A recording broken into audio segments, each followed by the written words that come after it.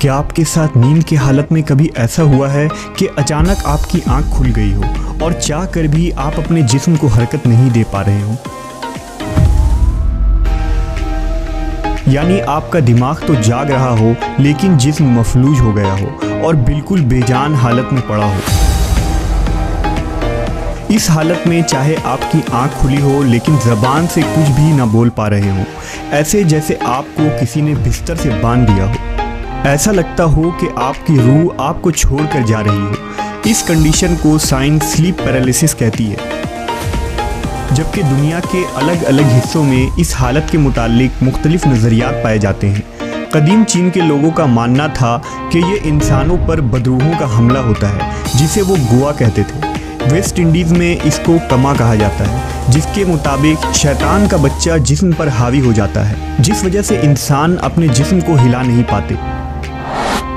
जबकि modern science इस condition को स्लीप पैरालिसिस कहती है। सादा अल्फाज में आप इसे नींद में होने वाला फालिज कह सकते हैं।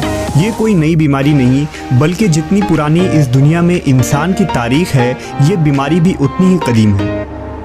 पुराने ज़माने में इंसान इस हालत को भूत प्रेत, साए और बदरूह के साथ मुंसलिक करते थे, क्योंकि वाक़तन इंसान को इस हालत में ऐसा ही महसूस होता है कि उसके सीने पर कोई मखलूक बैठकर उसका गला दबाने की कोशिश कर रही है।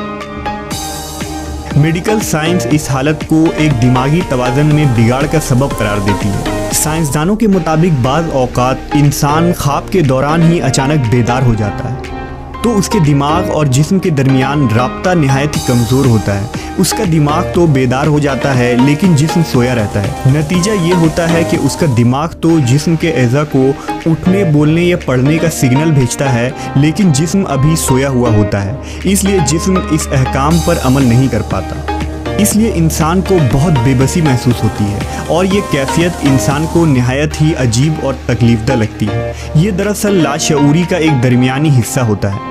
इस हालत में सीने पर किसी भारी चीज़ का दबाव भी महसूस होता है। सांस रुकने लगती है, आवाज़ बंद होने लगती है और गैर मामूली तस्वीर जहन में उभरती है। बाज़ औक़ात वो अजीब आवाज़ें भी सुनता है।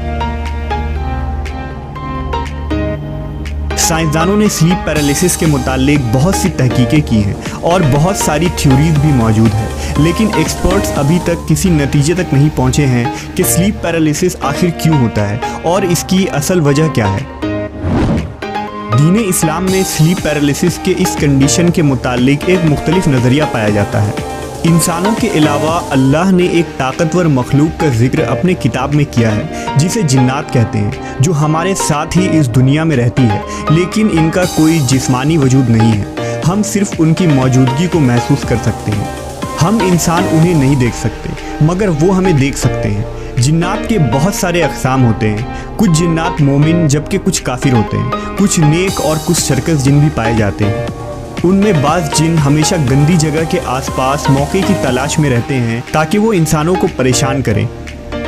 इन्हीं जिन्नों में से एक नस्ल का नाम काबूस है। यही वो बदसूरत मखलूक है जो नींद के दौरान हमारे जिस्म पर हमला करते हैं। अगर नींद के दौरान ऐसा महसूस हो कि आपके सीने पर कोई भारी चीज़ रखी है, तो समझ जाएं कि आप पर जिन काबूस ने हमला कर दिया है।